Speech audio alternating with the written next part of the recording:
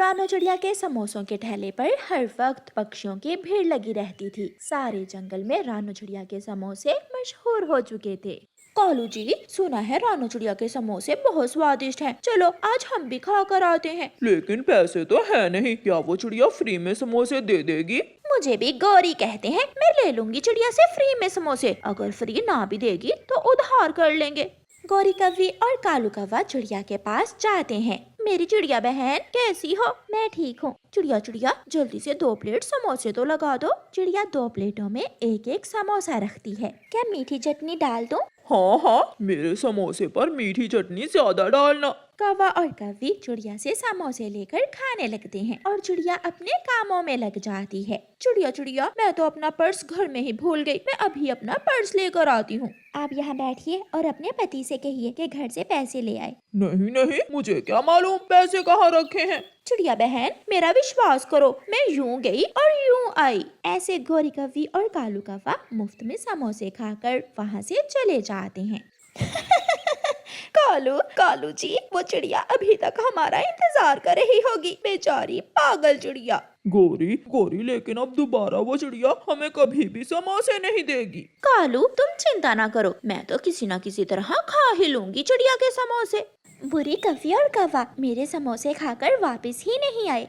ऐसे ही कुछ दिन गुजर जाते हैं। गौरी कव्वी एक जाली नोट लेकर चिड़िया के पास चली जाती है। गौरी कव्वी, पहले पैसे दो, फिर मैं तुम्हें समोसे दूंगी। चिड़िया, सब्र करो, मैं पैसे लेकर आई हूँ। गौरी कव्वी चिड़िया को वो जाली नोट दे देती है और चिड़िया बातों बातों में वो नोट गले में डाल देती है। 5 समोसे दो और बाकी पैसे दे दो। ऐसे गौरी कव्वी चिड़िया से 5 समोसे भी ले लेती है और बाकी के पैसे लेकर भाग जाती है। नदी पर बैठकर दोनों पति पत्नी पार्टी करते हैं। शाम को रोएगी चिड़िया, ऐसे रोएगी चिड़िया। मुझे किसने जाली नोट दे दिया? बुरा है वो पक्षी, बहुत बुरा है। कालू, ऐसे रोएगी चिड़िया। ऐसा ही होता है। जब चिड़िया शाम को अपने पैसे इकट्ठे करती है तो एक नोट पर लिखा हुआ था, बच्चों का खिलौना। बहुत बुरे हैं इस जंगल के पक्षी, बहुत बुरे हैं। किसी ने मुझे धोखे से जाली नोट दे दिया। चिड़िया चिड़िया, क्या वो कौवे आज भी आए थे तुम्हारे पास समोसे लेने? हाँ तोते भैया, गौरी कव्वी आई तो थी। तो फिर ये काम उसी कव्वी का है, वो जरूर आपको जाली नोट ही देकर गई होगी।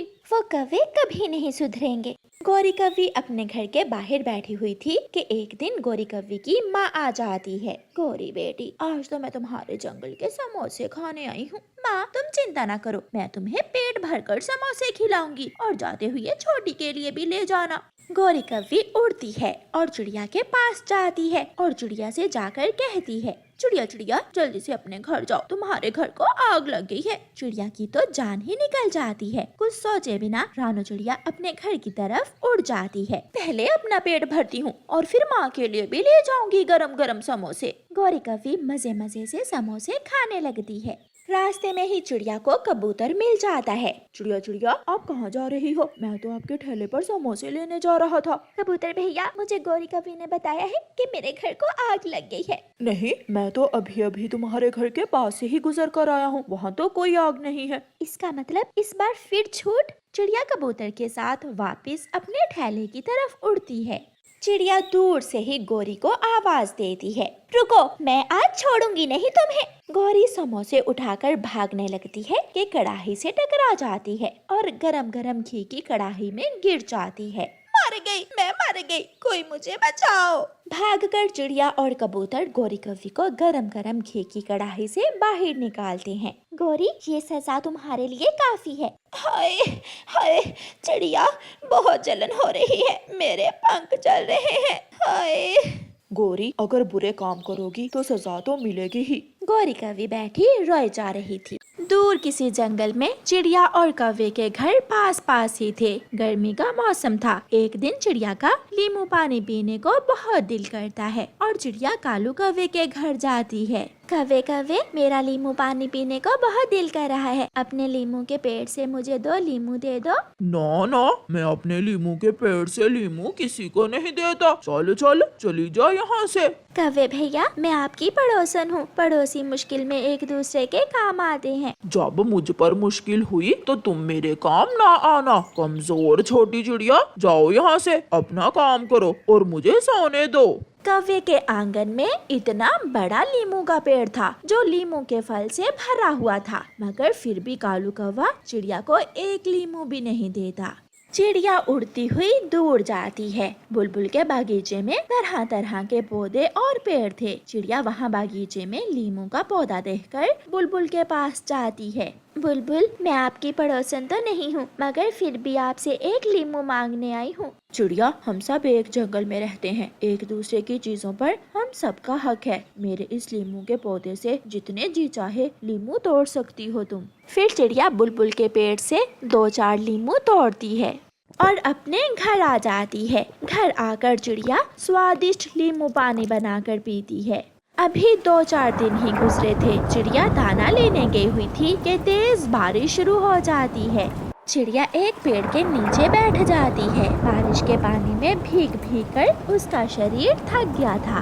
ना जाने ये बारिश कब रुकेगी और कब मैं अपने घर जाऊंगी। जब काफी देर तक बारिश नहीं रुकती तो चिड़िया बारिश में ही उड़ने का फैसला करती है। वो किसी न किसी तरह अपने घर तो पहुंच जाती है, मगर घर आकर उसे तेज बुखार हो जाता है। जब मैं घर पहुंच गई तो बारिश भी रुक गई। मुझे तो बहुत तेज बुखार है, मैं तो दवा लेने भी नहीं जा सकती। चिड़िया अपने घर के बाहर निकल कर बैठ जाती है। कौवा जो किसी का दाना चुरा कर आ रहा था वहाँ से गुजरता है। कौवे भैया, मेरी बात सुनो। चिड़िया, जल्दी बताओ क्या बात है, मुझे बहुत भूख लगी हुई है, घर जाकर अभी दाना खाना है मैंने। कौवे, मुझे बहुत तेज बुखार है, मुझे मिट्ठू तोते से बुखार की दवा ला दो। ना, मैं तो पहले ही बहुत दूर से उड़कर आया हूँ, मेरे पंख थके हुए हैं, मैं और नहीं उड़ सकता। कौवे भैया, आप मेरे पड़ोसी हो, अगर आप मुश्किल समय में मेरी मदद नहीं करोगे तो कौन करेगा। पड़ोसी हूँ, तुम्हारी माँ नहीं हूँ जो तुम्हारे लिए दवा लाऊं। ऐसा कहते हुए कालू कौवा अपने घर चला जाता है। थोड़ी देर बाद कबूतर वहाँ आता है और चिड़िया कबूतर से कहती है, कबूतर, मुझे बहुत तेज बुखार है, मुझे तोते से दवा ला दो। चिड़िया, मैं तोते के पास ही जा रहा हूँ, मैं वापस आता हुआ तुम्हारे लिए दवा ले आऊंगा।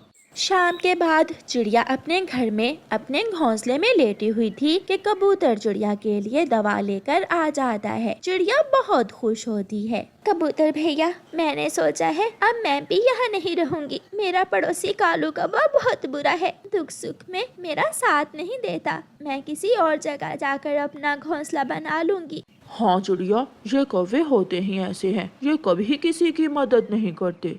चिड़िया ठीक हो जाती है और चिड़िया अपना सामान बांधकर वहाँ से जाने की तैयारी कर रही थी कि चिड़िया को कौवे की आवाज सुनाई देती है। मेरी मदद करो, कोई मेरी मदद करे, मुझे तेज बुखार है।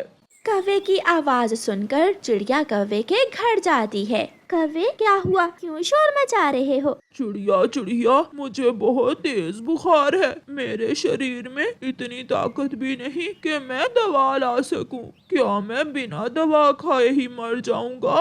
नहीं कौवे, मैं तुम्हें मरने नहीं दूंगी, क्योंकि मैं तुम्हारी पड़ोसन हूँ। मैं मुश्किल समय में तुम्हारी मदद करूंगी। चिड़िया जल्दी से उड़ती हुई तोते डॉक्टर के पास जाती है और बुखार की दवा ले आती है। चिड़िया दवा के 2 कतरे कौवे के मुंह में डाल देती है। कौवे, मैं तो यहाँ से जा रही हूँ, क्योंकि तुम्हारे जैसे पड़ोसी के साथ रहना बहुत मुश्किल है। थोड़ी देर बाद दवा का असर होता है और कौवा ठीक हो जाता है। मुझे चिड़िया को रोकना होगा, अगर आज चिड़िया ना आती तो मैं घर में ही मर जाता। कौवा जल्दी से चिड़िया के पास जाता है और चिड़िया से उसका सामान पकड़ लेता है। कौवे भैया, मेरा सामान मुझे दो, मैं यहाँ से बहुत दूर जा रही हूँ। चिड़िया, मुझे माफ कर दो, आज मुझे एहसास हुआ है कि अच्छे पड़ोसी बहुत जरूरी होते हैं। अगर तुम ना आती तो अब तक मैं मर गया होता। आज से हम दोनों मुश्किल समय में एक दूसरे की मदद किया करेंगे। फिर चिड़िया मान जाती है। कौवा और चिड़िया अच्छे पड़ोसी बनकर एक दूसरे के पास रहने लगते हैं।